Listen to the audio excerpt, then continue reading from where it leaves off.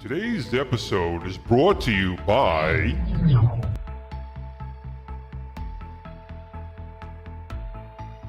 PTZ Optics.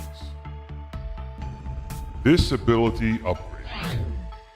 New Wave Toys and their Replicate Amusements products. And Boom shakalaka! Hey everybody, it's Tim Kitcher here, the voice of some of your favorite video games like NBA Jam and NFL Blitz. And I'm here to talk to you about Old School Gamer Magazine. It's the magazine for retro gaming, and it's exploding. Kaboom! Print issues come out every other month, and if you want to go green, digital options are available. Visit oldschoolgamer.com and subscribe now. That's oldschoolgamer.com. Boom shakalaka! Kaboom! And Stephen, we've made it another Friday. Let's see. Are we going to go 2 weeks with working sound? Now, Stephen has no picture. He's just a zombie. But Stephen, are you there? I am, but hopefully they can hear me. I hope so. So I can't see the chat either. So I'm you're relying working this week, on. Stephen. Jesus. I know. It's got to take time off, you know.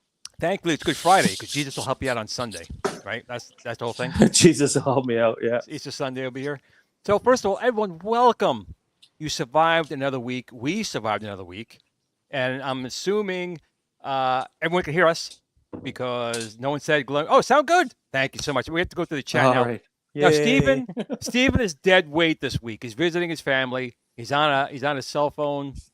We have just a static picture. Would you believe my relatives? Check this out. So my relative actually know what I was doing. They were like, "Oh, you're doing your show for an hour, right?" My relatives, I see them like twice a year. my in-laws, and it's pretty funny. So this is kind of part of the routine now after almost 100 episodes. You were almost there. I forgot. I think we're at 96 now, 97. I don't even know. 96. I could smell it now. Smell it. 100. So smell it. Yeah. It's smelling old. It's smelling old school. Yeah. All right. So smelling since old school. Steven can't see the chat, I'm going to try and use my old eyes and see and welcome everyone. So we have MC Cray here. We have let me ask you a question. Yes. Is Pliskin's run there? Is I was just JLS getting to him. there? He was next. We have Pliskin's run here. Jason the AI. AI is here. Mobile Mutant. I'm doing this by memory, so that's okay. The regulars. Sir Sega is here. Oh, yeah. Adam, Caleb, here as always, Darth, Penguin 66, Sean, Papa Brad's Gaming, Jeff D, Upkiss is here, Stephen M, JJ, Video Game Vegas. I sent you an email on Video Game Vegas. I'm not sure if you saw it, because if you did, you'd My be here cousin right Sean now. should be there. Let's see. We're still going through. Paul Barris is here, and my chat. That's all I got so far. So, all of you, welcome to the show. And in a typical Happy Easter. Oh, Zero Redux just came in. Yeah. Well, Easter is coming. You know what? Again, you know what? I went to the store. And there was a time you can go to the store with like $50 and walk out with something. Right. Yeah. I bought some. What kind of candy. Technicolor dream world you live in? Well, I just bought some chocolate, some candy. It was like $110, and I'm like, oh my God, what the frig is going on in this world? It's insane. It's absolutely crazy. We can do groceries now here in Canada. Anyways, a small, like a third of a cart full, $200. I'm like, what's this world coming to? I'll tell you, there was a time when Cole was younger. My neighbor Mary Park was across the street. We used to go to ShopRite together. We just go as a group. Shopping cart packed, $90, maybe $100, and it was packed. Yeah. Now I buy 3 or 4 things. It's $60, easy. Yeah. Easy. Yeah, like what was it? A box of. We're not going to talk about groceries all night there, but a small box of Raisin Bran, $5. I'm like, what's well, it? There's your first problem. It's gold? Raisin Bran. Who the hell is? Come on, who's Raisin Bran? No. I just an observation. Oh, okay. It's almost $6 for a tiny box, not the big ones, not the jumbo. Like the box thickness is like 2 inches thick, kind of box there, really, really small. It's almost $6. I was like, what the hell? It's crazy. It's absolutely crazy what they charge nowadays. Yeah. And it's not looking like to get better anytime soon, which is why if you could win yourself a New Wave Toys Berzerk and Frenzy twin pack, wouldn't you want to do it, Steven? Yeah, I'm jealous of that contest. Yes, you can. You and I are completely ineligible for it, but yeah, I was like, oh man, other people are. So stay tuned. We'll get into the discussions of how you can enter to win a New Wave Toys Berzerk and Frenzy for your very own, a twin pack, thanks to Shiloh and New Wave Toys.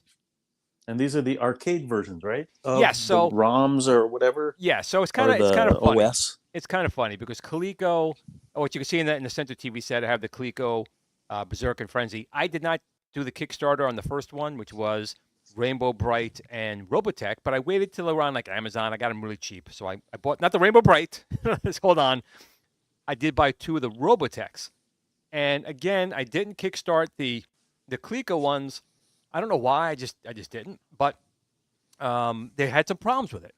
They didn't quality check it, and the game was not impossible to play. You could play it, but there was part of the screen on the left side cut off, which does limit the gameplay.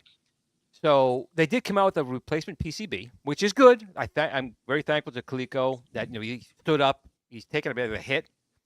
But on eBay, he was listing $69 for both of them with the PCBs if you put it in yourself, plus $12 shipping.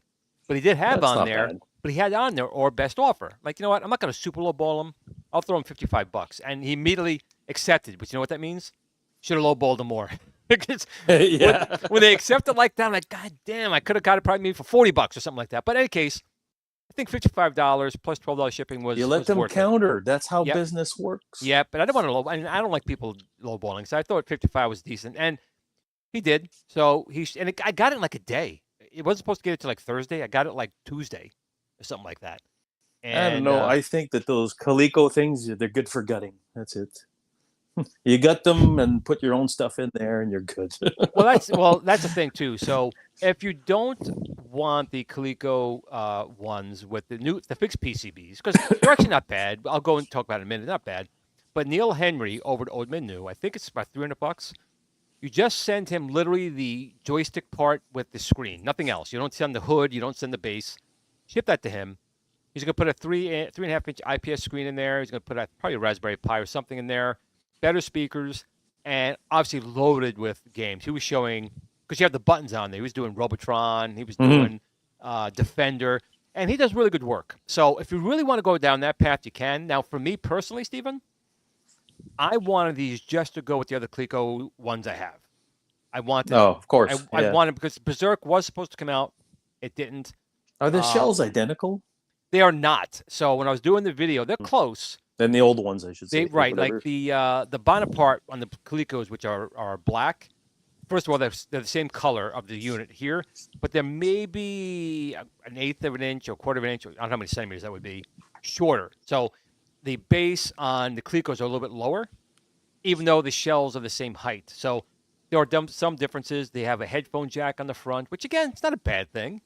So overall, I don't think it's a bad thing, to be quite honest. The price was right for you, so I thought so. And I'm only disappointed again in my shipping company because, again, the box was not Coleco's fault. The box came damaged, and there was a hole. And, of course, the hole goes right to the back of my box for my Berzerk. You know how that drives me nuts because I'm, that kind of crazy. But when you compare them to what I got literally yesterday, so I come home yesterday. It drove your OCD right off the road. It did. I was going crazy. I'm like, I tried fixing it. I put tape on the inside. I took markers. You can still tell it's damaged, but it's on the back at least. So that's a slight win. But then yesterday, what arrives was my New Wave Toys Berzerk and Frenzy, and I was really hoping to have the video ready before the show because it's kind of part of the contest, but it's not done. It'll be up tomorrow for sure. If not later tonight. And to be, I'm going to ask a dumb question. Go ahead. The quality is night and day, right? Well, yes. The Coleco ones are an NES port, but again, Berzerk and Frenzy are not like, high-end graphics and sound. It's an NES port by a gentleman, and it's not bad. Probably the biggest problem I see with the port is what I said in the Coleco one is when you're playing Berzerk and Frenzy and you press the button, your character doesn't run anymore. He stops, and you can point the joystick anywhere you want, and it'll shoot. In these Coleco ones, he still runs. So if you're trying to duck behind a wall and aim and shoot in different directions, you can't because you'll run into a wall. So you could think of that as a better challenge, but it's definitely... Those games never came out on the NES, if it's an NES on a chip, right? Did those games come out on NES? Not Berzerk that I'm and Frenzy? aware of, to be quite honest. Oh. No, I'm not 100% sure on that, to be quite honest. Somebody should dump the ROMs and put them on cartridges instead. Maybe it's a homebrew. I mean, it was I think someone on Atari Age that had done it. I didn't really look too far into it. Now, unfortunately, I know Video Game Vegas said that his one of them did come defective. I know Shiloh will take care of it. He will. He likes making sure that people are properly taken care of. Oh yeah. But in any case, I did get these other ones yesterday, and New Wave Toys, which is what I really like about it more than anything, is they're always stepping up their game. We have R-Cade 1-Up rehashed on the same old stuff, same old machines, same quality. They're adding little touches like the coin doors. When you have the coin doors, they have it's a magnet you put on for that brace because people used to break into the coin, so they put a bar over it. They include that. He includes a non-functioning scale power cord out the back. He finally made the coin, which was something I was going to do, but I'm not going to do it now because he did it. Was make the coin doors actually function. Drop little coins in and take some credits. We had a way we were going to do it, but since he's done, I don't want to copy everything that they're doing. He's done it. For sure. Kudos to him. Then the Frenzy is a worn one. That my OCD is going crazy over that because it's got scrapes, it's got marks all over it. But it's supposed to that. It's supposed to look like my Zaxxon. It's been through the mills. It's had people playing it for years. And, cigarette burns on the control panel. Well, in his last one of them he had cigarette burns you could put on and gum. I know Food Fight had the gum. One of them had cigarette burns. I think it might have been the Asteroids had cigarette burns on it. But that's what a New Wave Toys got to do. They got to put the ashtray accessory bolted on the side of the cabinet. Because I remember arcade machines back in the day when you were allowed to smoke indoors. They had an ashtray screwed to the side of it. I want the beer bottles because I used to go a lot of times at a pizzeria. And you mean like a drink holder screwed to the side? Well, no, like this beer, like a little small beer bottle that was sitting on the machine or spilled. Oh, gotcha. Spilled beer. But if you like Berzerk and Frenzy, and again, they are classic games. That's the other thing I like about New Wave Toys. They did do like Street Fighter. They have done a couple new ones, but they're also sticking to these. There's so many old ones still that have not been done yet. Like I want to see Battle Zone. I want to see Scramble. I want to see Crazy Climber, Rally X. A lot of these games, that's what I really want to see. I really like to see, honestly, Asteroids Deluxe with the mirror effect. I know they have Asteroids, but Asteroids Deluxe with the mirror effect, kind of like what iiRcade did and Numbskull, something along those lines. But there's just so many more that they can hit, and they're doing more. And we still have our project. The list is so long, dude. It's not even funny. It is. Like, and the amount of games that, we all cherished going into arcades and all that stuff. So it's trying to see who's got what. And it'd be nice if Nintendo partnered up with New Wave Toys. Well, that's the thing. That's got to be because I think New Wave Toys or Numbskull, one of those two, I think build a better product. And if they can make a small Donkey Kong Jr., Popeye, I agree with whatever. you. It would be great to work with them, but Nintendo honestly can do it themselves. They absolutely can do it themselves, and they really don't license out stuff. But they used to back, as you know, the ColecoVision days, the Atari ColecoVision days. They were desperate small. Yeah, they were desperate then. Absolutely. But now they don't have to do that, and that's good and bad. It's good because when they do come out with it, it's probably going to be really good, but also in short supply, you have to murder 5 people to get one. Shiloh should do this. Make a prototype, drive to Seattle to Nintendo headquarters, knock on their door and say, look, we can make 100,000 of these or whatever. I'm sure he's tried maybe already, but I'm sure they all have. I think what happened was, I think arcade went first and showed what garbage that was. And Nintendo's like, oh no, you guys, no one touching our stuff. Well, that could be. You know, who knows? Because I'd like to be a fly on the wall with that conversation. Well, I can picture John D just walking in there thinking he's like King DJ walking in there, and Nintendo goes, no, go away. I think the Numbskull / New Wave Toys, because I think those two companies are the similar product, I guess, a quality and all that stuff, right? Real quick, Bill put something in here, and I know this. Quarter Arcades, which is Numbskull, said they're actually in talks with Nintendo. They are. Cool. Wait. They're in talks. That means absolutely nothing. They could be. There's a conversation at right. least. I could have a conversation with Nintendo too. It doesn't mean Nintendo will actually do anything. So, I understand what Bill's saying there. They're in talks, but talks means absolutely nothing. Nintendo until a contract is signed and there's an official they're not going announcement. Nintendo has there's nothing for them to gain by sharing. Nintendo does not like sharing anything. Like for a time on YouTube, they were attacking YouTubers. They wanted to share their revenue on people reviewing their product. Nintendo was going after them. There is nothing Nintendo likes more is to take all the money for themselves. They don't need Numbskull, New Wave Toys, anyone. You know what sucks? It sucks about Nintendo is they go after their fans. And it sucks because the fans are like, well, why? And we go back for it. I'm a big fan. We go back for it. We're like battered people, man. We go back for more. Yeah. If people took a stand, maybe Nintendo would be a little bit better. But eventually with like YouTubers, Nintendo backed down. But I refused. I simply stopped doing anything with Nintendo in it. I was like, first of all, I make nothing here anyway. You're going to take the 3 cents I get, Nintendo? Really? You'll make $250 million a year? Give me a break. Yeah, exactly. I think if one of those products with Nintendo would end up on a Walmart shelf or wherever, they'd fly off the shelves. Donkey Kong, buying that, mini arcades, Donkey Kong Jr., Mario Brothers, that have almost the same cabinet. Yeah, Fixer Felix Donkey Jr. Kong 3, Popeye, all that stuff. Disney has Fixer Felix Jr., but it used the same cabinet. Punch Out used the same cabinet. A lot of them do. Yeah. But it has 2 screens though, Punch Out. So it does, but it's still the same cabinet. It's taller. A little bit. It's a taller version. The same basic part of it is. But it's like also Popeye used that cabinet as well. There was, Donkey Kong 3. The Player's Choice 10 was called, right? Player's Choice 10. Yeah, that used Player's it Choice as well. Cabinet. So there's quite a few in there. But Nintendo, like I said, Nintendo. There's at least 10 cabinets that they've done that use the same shape or roughly, because the Mario Brothers was a wide body, same size, but a wider body for the 2 players. Yes. But if they did that, they'd be printing money. It comes down to the point.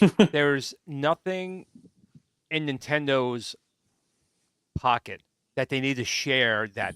They're well capable of doing it themselves. They made the mini NES, Oh, the for mini sure. SNES. They don't need New Wave Toys or Numbskull, so they can have talks all that they want.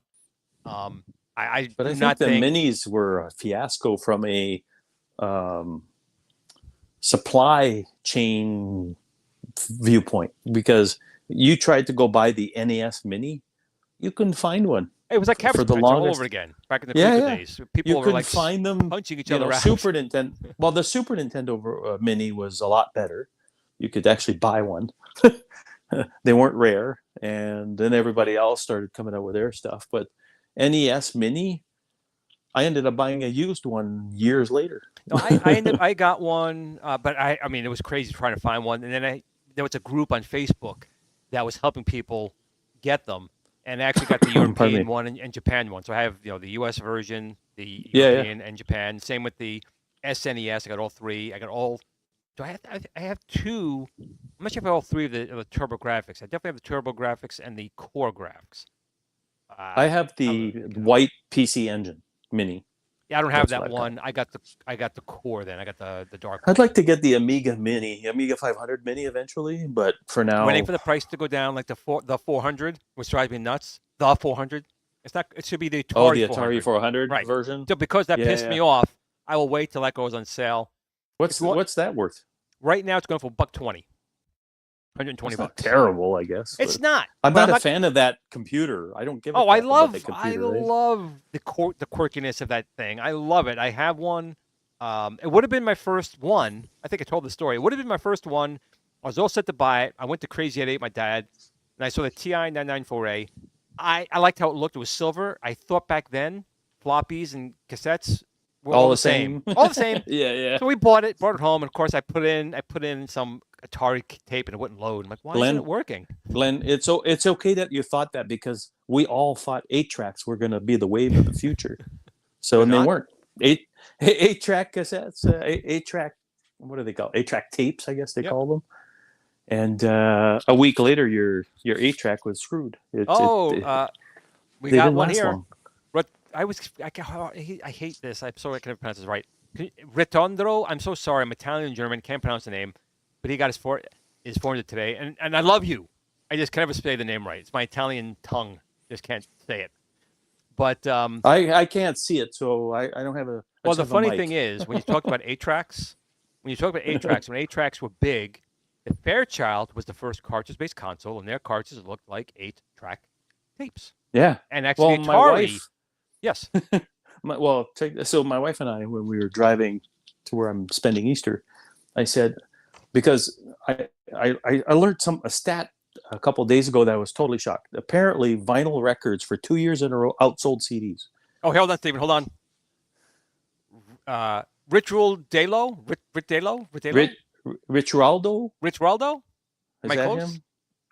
I'll get it. I don't know. I'll I get it don't know if eventually. it's the same person. It'll be So my mission to actually say his name right at some point. That's why you get me to go down the list every I Friday. do, because I can't say half his names. It's my Italian heritage. My tongue just doesn't want to say it. So the conversation we had, I started off and I said, "Do you believe that vinyl records outsold CDs last year and this year?" Isn't that mind blowing, Glenn? It is.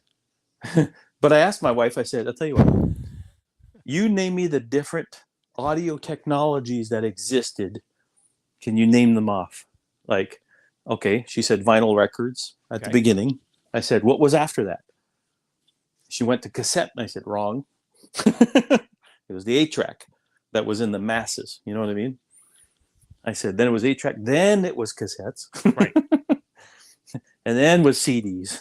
Well, and then there was Sony's proprietary crap. right, and that's what I was saying. The gaming consoles kind of did that. The Fairchild and a little bit of the Atari followed the 8-track style, and then the Bally R-Cade literally copied the cassette.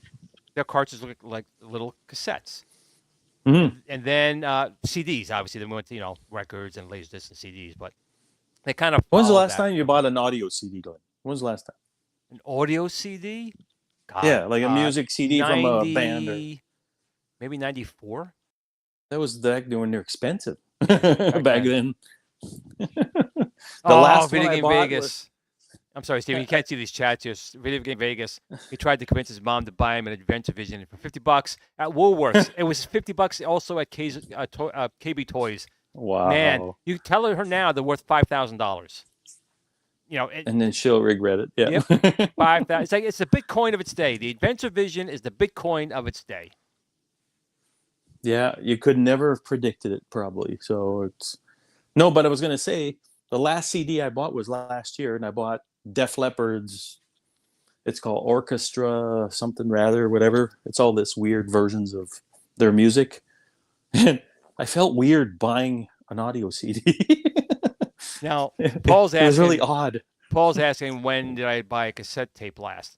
I don't remember, God. but if you consider the Coleco Atom a cassette, What do they call those ones? What they were what do data they call packs. them? They called them Data packs. packs. Yeah. That's what it was. That would be 4 years ago if that was the case. If not, ages ago. And back then, I honestly bought more cassette tapes for the computers for backing up at the time versus music. I actually don't remember what cassette I bought last. I stopped and bought CDs later, and I was a proud member of the Columbia House. Oh, $1. you were you? I was, yeah. When I was a kid, man, I thought $1 for 10 cassettes, and you paid a crazy amount of money after the fact for the other 8 that you had to buy. Were they overpriced or were they normal price? They were decent. They were maybe a few bucks above retail. So let's say at the store they were $20 for a cassette or whatever. By the time you got it from Columbia House, it was like $23, $24 shipped. So I was like, oh, okay, whatever. I think I remember Columbia House did. They had the Coleco, but they rebranded it, the Gemini. Well, in Canada and the US, it was very different. Like you guys had movies. We didn't have movies till many years later. So like VHS movies you could buy or whatever, or I guess they had DVDs for a little while, but you couldn't. It was interesting. So it's we were talking about that anyways, my wife and I, with the different formats over the years, and, And like, some oh made my it, God. and some didn't. I mean, And now it's just streaming. You get a Spotify account or Apple or whatever, Google Music, and you pay per month. You don't own anything. You don't. Well, own... that's what sucks. Even now, I like Netflix. Some things I like, and then it's going away. Watch before it goes away. I don't like how everything's become. It's a license, and it's not yours. You don't own it. You're renting it. Right. Technically, it's like a game. You have a right to use it until we tell you don't, and then screw you. Pretty much, if I paid my money for it, it's mine. That's why I want I'll physical. give you an example. I buy not a lot of Xbox games on the Xbox Live service, but if that whole thing goes down or one day they pull the plug, I've lost all those games. I don't have a physical copy of anything, and it kind of sucks because you did spend a full retail price of, let's say, $80 for the game or $50 or whatever the price was of the thing. And it's kind of scary when you think about it, because it's not like, I guess the perfect example of this would be the iiRcade scenario. Up until Team Encoder, and we'll get into. I know people want to know my stuff. I'll tell you guys later about it, but yeah. Let's just say Team Encoder or everybody else didn't exist or didn't step up. They would have just all those people, all their purchases gone. Servers down. If your machine like glitched, which it's happened to people, they lost everything. So, but now I gotta say there are so many. The iiRcade right now, as far as that scale, is my favorite machine right now because there's so much support. Well, there's options now. There's so many options. There's a Discord group called Pax or Us. You go in there, and they're doing a wonderful job keeping it alive. And I know people are helping new people out, probably. They are, right? And I know people are asking about my stuff. So we've been swamped with so many things. I know that's not really an excuse. New Wave Toys, you notice we haven't had our joint announcement. There was some issues with one of Shiloh's team that was working on part of the project, and he decided to terminate that relationship, and he reached out to me. So we're now doing that as well. We're doing what we're doing before, which was finished, but now we have to fix this other part to make this product come out. So we that's kind of now been our focus. So it's slowing other things down because we want to, of course, make our partnership with New Wave Toys go really well. I have a great working relationship with Shiloh. A joint thing. Oh, I like Shiloh a lot. I do too, and so we want to do a good job here. I can't go if he wants to talk about what happened. That's up to him. I'll just let you know that there was something that some other party was working on for this project. It didn't work out, or he had a disagreement. I don't know what, but he came to me, and now we're doing that part as well. So we're trying to rush that on. Now, with that being said, Viper itself is done. If you can hunt the website, the link is actually there. I'm not allowed to post it yet, but the link is there. But we found a bug in our own Sinden driver, which it works. I mean, the gun works, but the screen goes like 50%. So Adam Sinden is fixing the driver. Otherwise it would have been out already, posted. As far as that goes, hey, better fix it now than it is. later. We want it done right, and yeah, for sure. The second wave of boards are just about ready. I know people are waiting for those, but we had to first make sure our Sinden guns got out, and people are just starting to get those. So it's just been a lot of things, and we're also working with R-Cade, working with them. We have a lot of people we're working with. We have also now, American Gear Company. And so we're trying to ramp up everything, but we are not going to forget everyone else. We have a lot of projects going on, and some of this became more of a priority or emergency priority over others. Cool. Sounds like fun. Sounds like fun. So, is it pretty active in the chat? I can't see anything. Yeah, there's a lot going on over here. I know people want to know about the contest. We'll get into that in a How many folks are in there right now? We have about 60 right now. Wow. Welcome, everybody. See, my Atari 400 and this. I had this for a short time. Typing on a Timex Sinclair 1000 and saving the tape, that was patience and also a masochist. Because if you had like the 16K memory expansion on the back and it moved an inch, it locked the machine up and you like lost everything. And typing, that sucks. I'll type on a Atari 400 every single day for the rest of my life versus doing that on a Timex Sinclair 1000 keyboard. It was to change the subject a little tiny bit. Did I tell you what machine I'm in search of? Which is really weird, but I'm looking for a 68K Macintosh computer from the 90s. Oh, is that the plus? Is that a plus? No. It's basically they had 100 models come out, but it's the one with the Motorola either 68030. Right. Like the Amiga or a 68040 machine. I'm looking for a used Mac with one of those processors in it I just want to mess around with it. You know what I mean? So I'm on the hunt for that.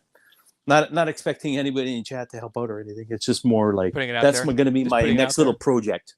Just my next project, I guess we'll call it. And I'll talk about it later if I end up getting one. And, I want to put modern stuff in there. And I always liked the Mac, but I don't like the new stuff. I always liked the 90s. I only Mac. liked the Mac when it was on my Amiga, and I was making it go Shapeshifter. Faster. Yeah. Well, I was using Implant. Jim Drew Implant. Oh, Implant. I was using Shapeshifter back in the day, and it runs better than a Mac itself. It does. And faster. But right now my 2000, it's running a PyStorm with a Shapeshifter. It's stupid fast. Yep. Yep. So. I want to explore the Mac world because I couldn't afford a Mac when I was a kid. Right. So they were so expensive. No one could afford a Mac unless you were in a school, to be quite honest. A school or a graphic artist or a print shop or whatever, they had Macs. But beyond that, it's like, so that's my next little passion projects, we'll call them. Yeah, you know what I mean? Down the road. I got my brother's Power Mac 4. I actually had one of the very first Power Books, I guess it was. It was an old one, like System 6. But one day, one day in my depression, threw that away. Threw away a color computer, and I just one day I just got depressed, and I threw away so many things, which of course I regret now. But I threw a lot away. I just want to play around with that Mac back then because again they were expensive. And it's a new little world that I never. Goofyfoot says he has it, but you can't have it. What do you mean? Oh yeah, of course, yeah.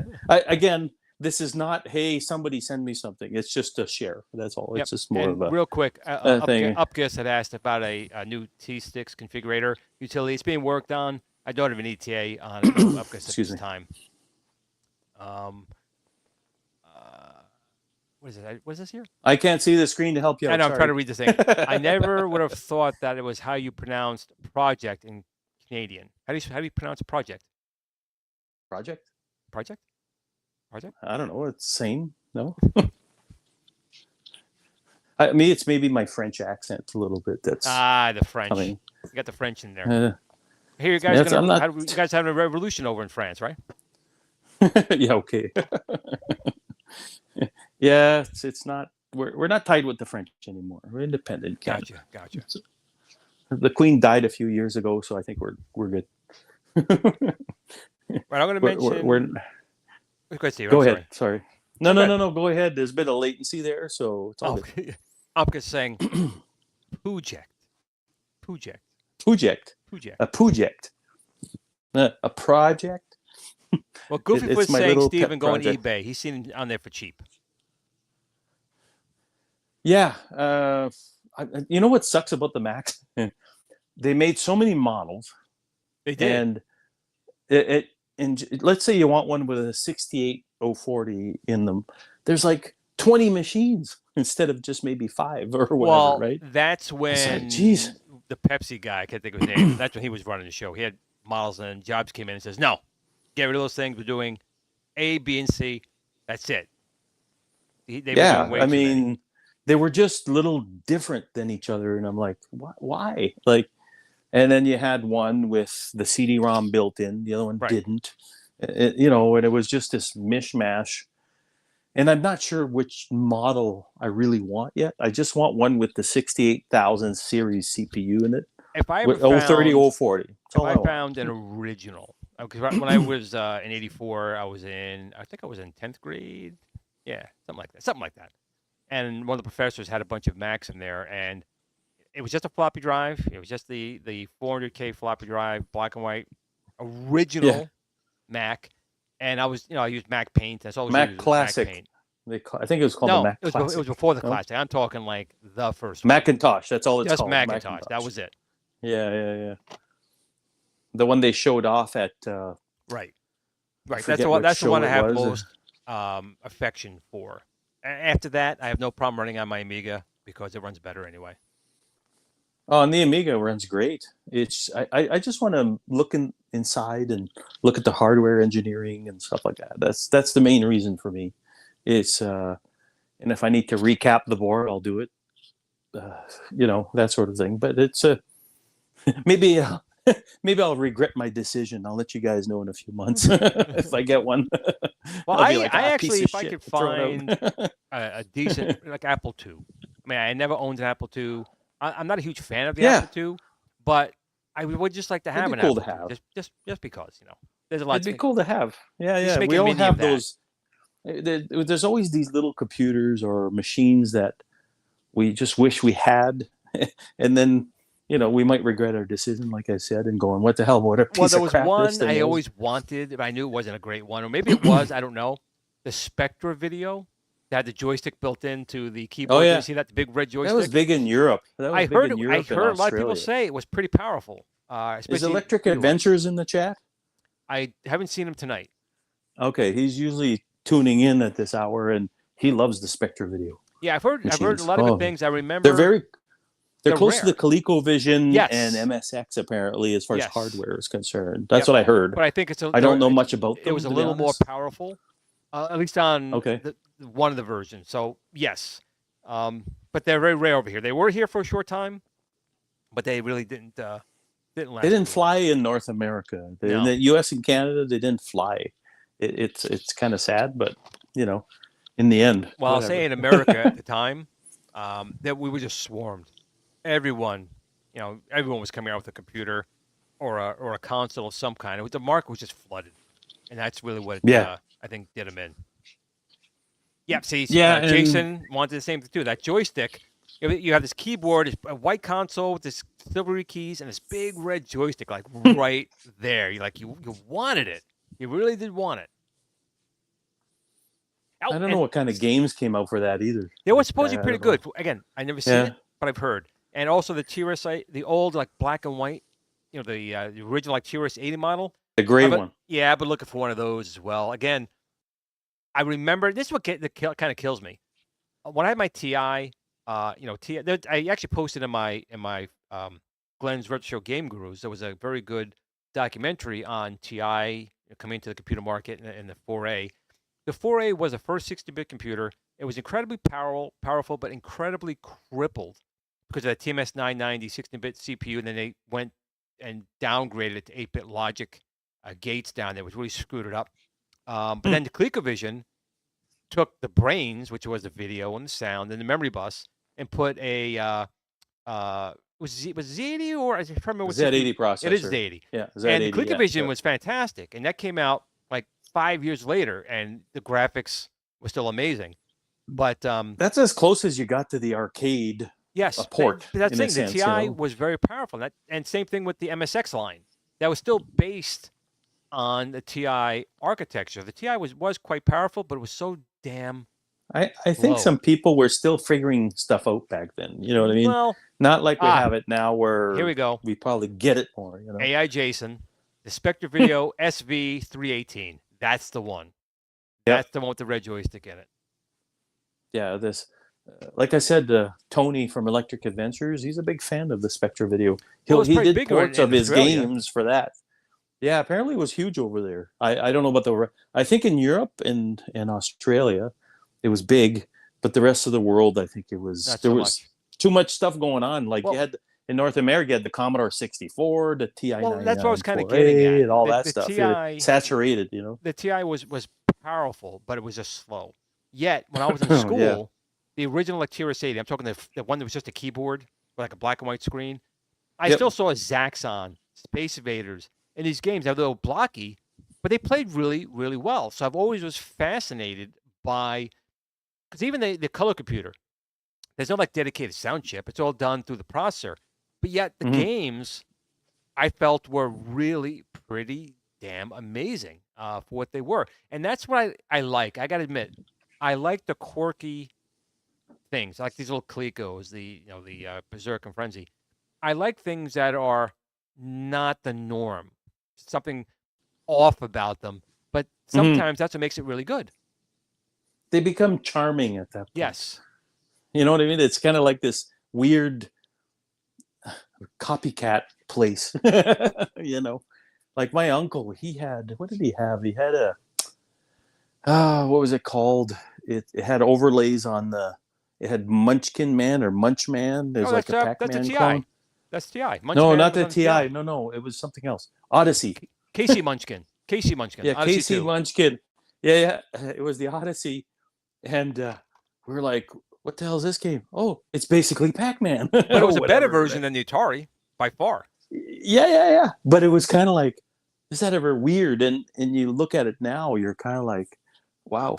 Well, Magnavox got their butt suit off for Casey Munchkin. They had to pull it from the shelves. That's kind of Did sucked. they for them. really? Yeah, it was their killer app. It was better than the Atari. It looked a little too much like Pac-Man, and back then it was all new.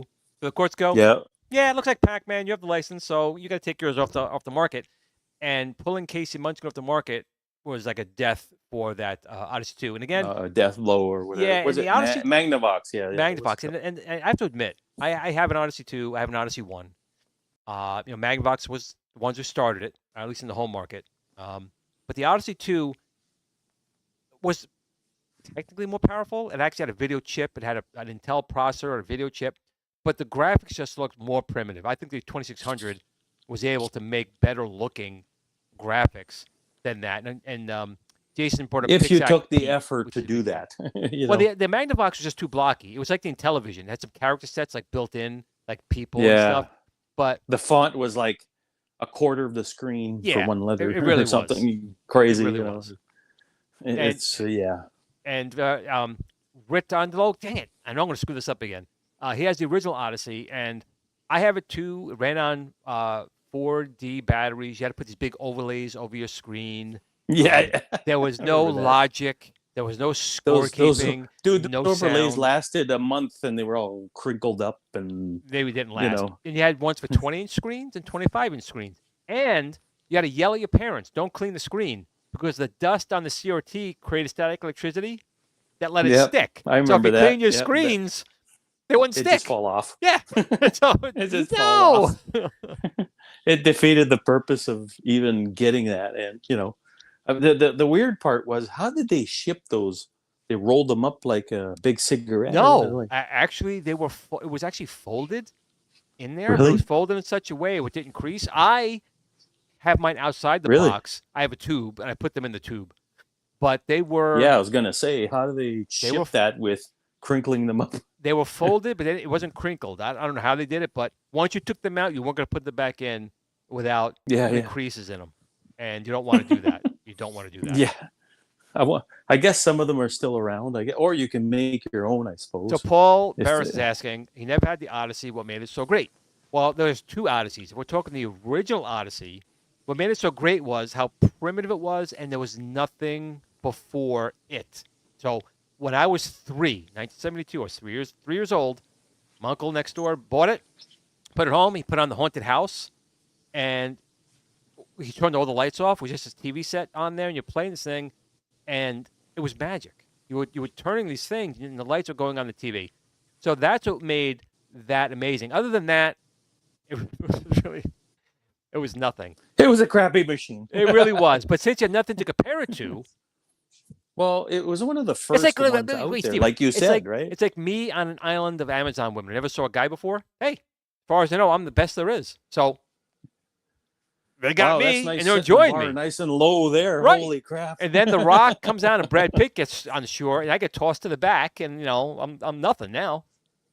Yeah, exactly. Okay, That's so funny. he said The Odyssey 2. deserted island analogy. I'm gonna have to remember that one. So the question is the Odyssey 2. So the Odyssey 2, the big thing with that one was it did have a membrane keyboard. It was the first video game console that had a computer-style keyboard, very primitive. It did come out with a voice module, which was not bad. It was kind of limited, but it was not bad. Outside of that, nothing.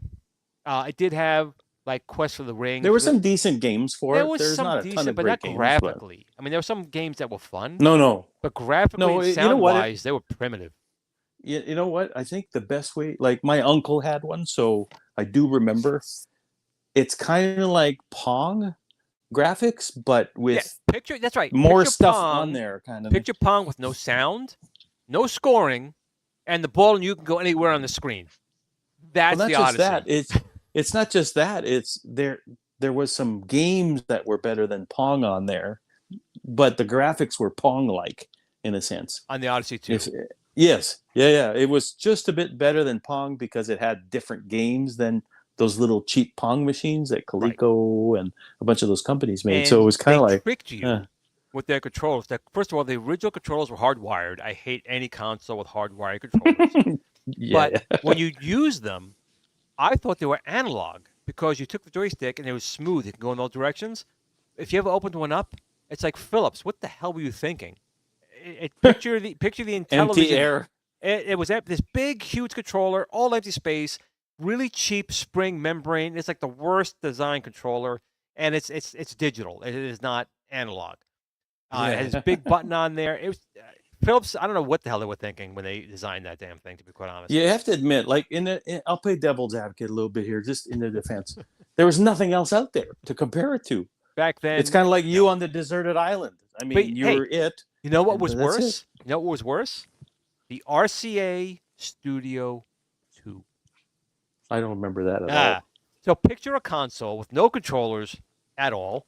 It had two numeric keypads, but it played games like driving games and Pong, but it was the numeric keypad. That's what you used, and it came out. Every console in the '80s has a newer. But it came keypad out on the damn after thing. the Atari. It did take cartridges. It came out after the Atari, but its graphics were like pre-Pong. This was the RCA Studio 2. My cousin had When it. when you think about it, most consoles had a keypad on the damn thing. The ColecoVision, the Intellivision. It's almost like they needed to call somebody or something. I don't know. I don't know. The Atari 2600 was a joystick and a button. Genius. Well, that was the one that popularized it. But I'm going to be honest. The Fairchild was out first. The Fairchild really had a much more advanced controller. You had 8-way directions like you have with any other joystick, but the top turned left and right. It was still digital, but you could still turn left and right. Then you could press down and pull up. So you had 8, 9, 10, 11, 12 on this joystick. Directions. Now, the one shortcoming was you didn't have a trigger. So you got to press down or pull up for your shooting. They should have had a trigger. Mhm. And actually, they released the controller later with that. That has when trigger. when the console failed, they came out with their, I think it was called the Studio 2 controller, if I'm not mistaken. Yeah. And I had one, and it wasn't bad. But the Fairchild, I'm going to say, they came out with some games that were, I think, more fun than a lot of the Atari one. But Atari had the name recognition. They had, Yeah. they had like Pac-Man and Combat and Asteroids. But Fairchild, sadly, did not. And it's a shame. I've never seen one plugged in a Fairchild machine. I've never played with one. I've seen them on pictures. I've seen them behind glass, but they're not on. It's fun, and I've actually, never. I think I know what we're gonna do. Well, we're gonna do an episode on the WPIX picks. If anyone knows what that is, back in the early '80s, there was a TV show, a game show in between cartoons. So it was like between like 3:30 and like 4:30, and you send in cards, and if you were lucky, the phone would ring, and you pick up the phone, and this is WPIX. Oh my God! And you would put up a Sounds like a originally- station.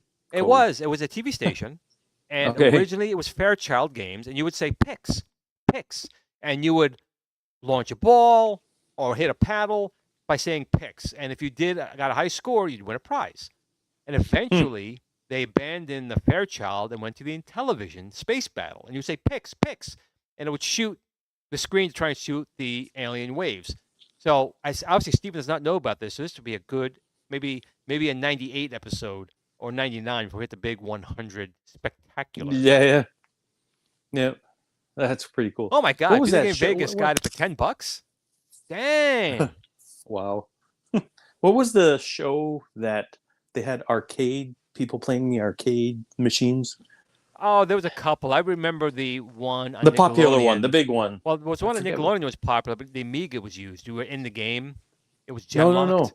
They were playing full-blown arcade machines, like the coin ops, and they had don't know. I never saw Cliffhanger it. on there for a while.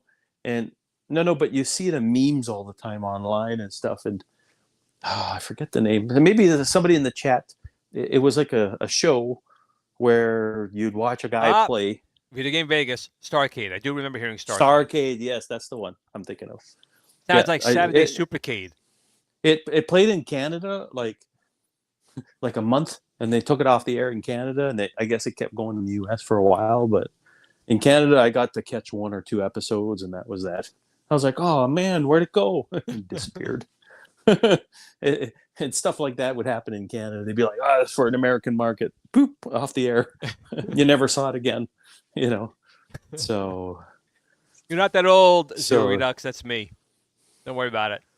It's the Bill starts. It was yeah. also called, apparently, it was also called POW TV, according to Jeff D. It was called POW TV some places. But Bill remembers Okay. the WPAX channel living in New York. And he remembers the Intellivision game. And some people would do it logically. They would go, picks to try and actually hit. Then you have the people going, picks. And it's just, and you just kind of hoped that it would did hit something. Yeah, so we'll do an episode. I think it's worthy of a show. That was a classic.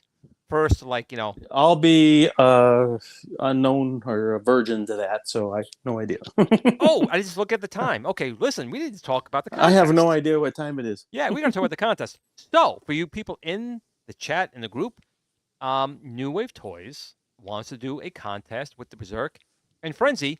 Let me bring up the rules of the contest. Here we go. 1, 2, 3, beep. So, how to enter to win a Berzerk and Frenzy combo pack from New Wave Toys. It's very easy, and it is opened worldwide. This is what's great about New Wave Toys.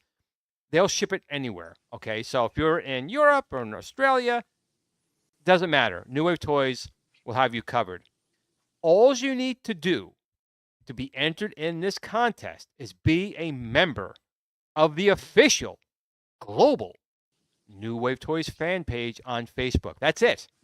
So if you are currently, do you have to comment? Do you have to message? Or nope, anything? you just have to be a member there. So if you're a member there now, you already entered. But in order for there to be a drawing, we have to hit 5,000 members. We're currently at 4,300 and change.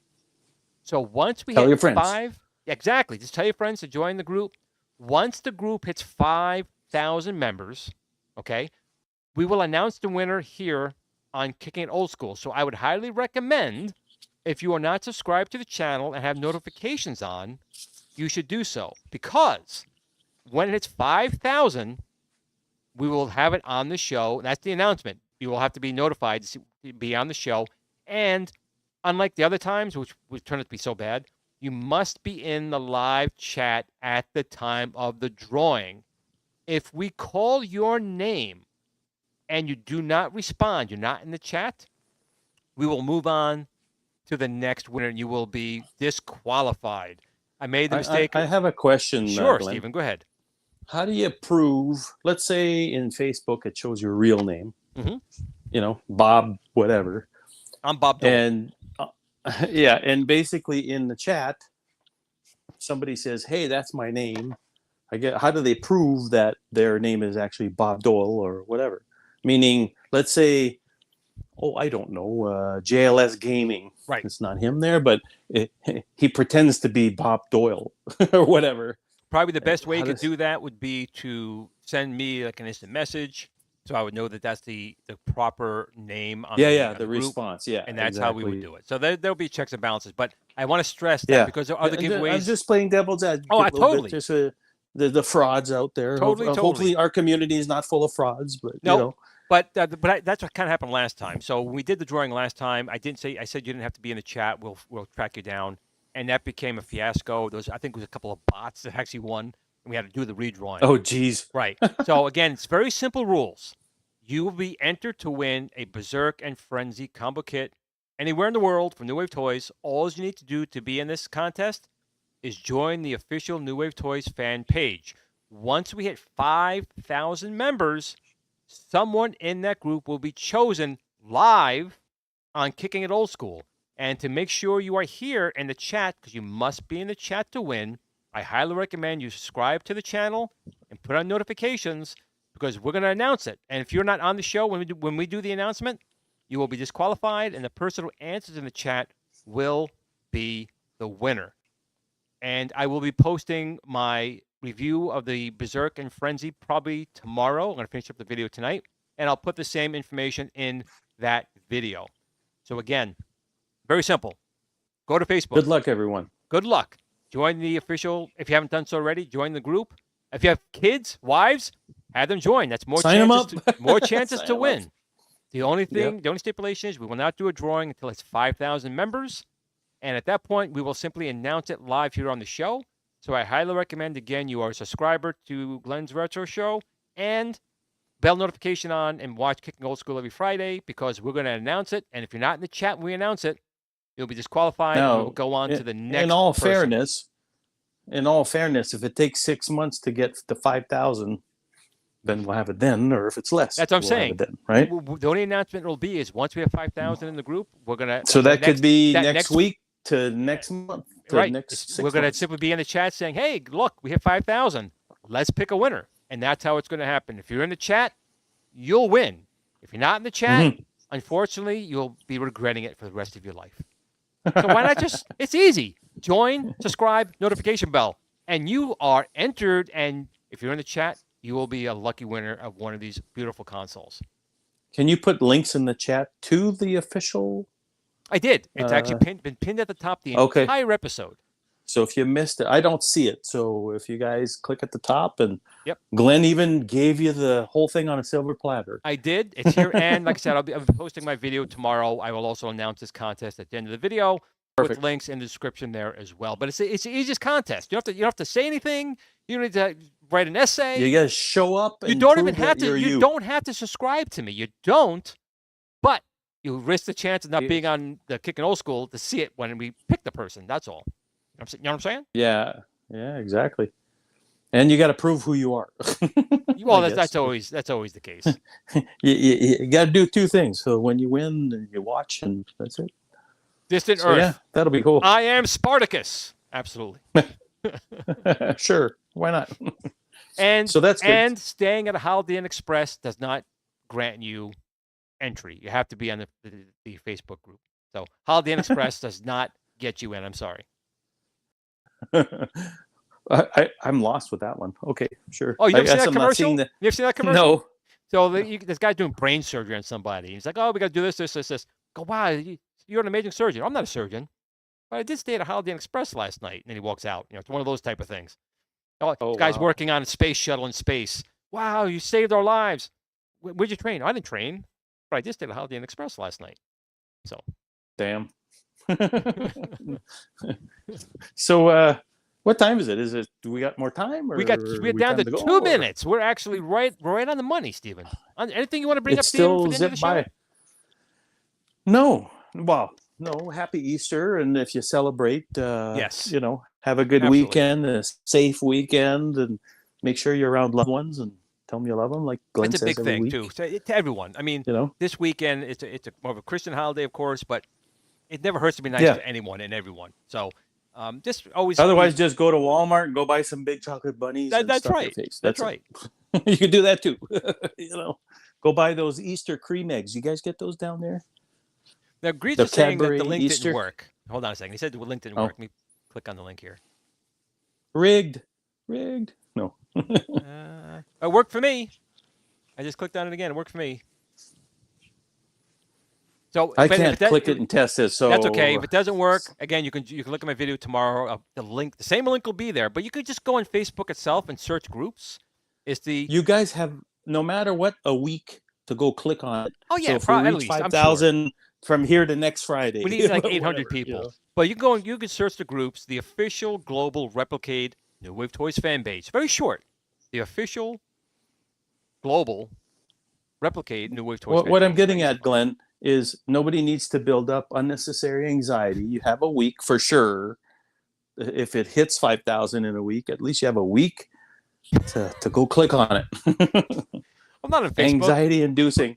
I'm not on Facebook, but I did save 25% by switching to Geico. There's another commercial, Stephen. You had to hear that one. Oh, God. I've heard the Geico commercials before. You know what the best Geico commercial is? Is the one with Europe. Not the country, but the band. And it's the final countdown, and it's a woman with the microwave oven. Yes. And at work. Yeah, it's the best one. To me, that's the very best Geico. Oh, yeah, but it's the microwave waiting for her dinner to go, and you're actually Europe singing. Oh, it's hilarious. It's awesome. I think that's the best one. So that's it for today's. Listen, everyone, again, we thank you so much for joining us every Friday. I don't know how we make it through the week. I look forward to you guys every Friday. You're my salvation. You're Stephen's salvation. We appreciate every single one of you guys every single week. Enjoy the rest of your weekends. I know Super Gamer Dudes is starting up right now. Have a great Saturday. Let's hope that 24 hours actually takes 24 hours. It's not 15 minutes and the weekend blows past. For people who do celebrate Easter, have a great time with your family and friends. And I will say now more than ever, this is all fun. The contest is great. Make sure you follow the rules. But outside of those things, it's toys. It's not people. It's not your pets. It's not family. It's not friends. Just take 5 minutes to tell someone you miss them, you like them, they're a good friend, whatever you want to say to them. Just let them know that they matter. You can even be a man and say you love them. No, but you could say, "Hey, dude, I'll buy you a beer. Not in that kind I'll buy of you a way, beer. But I'll buy you a beer, Stephen. Come on, buy you a beer." Okay. But the point is, you gotta say the L word sometimes. Just be kind to each other. Just be kind to each other. And I appreciate every one of you guys. I appreciate Stephen. Don't be a jackass. That's basically the bottom line here. Yeah. Don't be the John D of the world, man. Be good. Okay. Be good. So on that note, I thank you all. Good luck at the contest. My video will be dropping tomorrow. So in the meantime, game on all. Have a good one. Game on. Have a good weekend.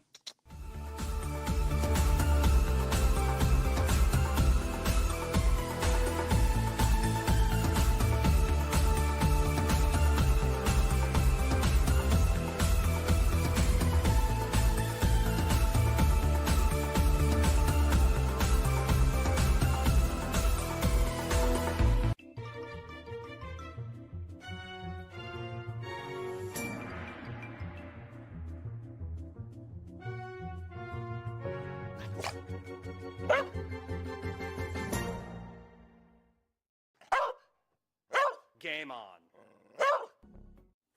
Sit, Blue Blue, sit.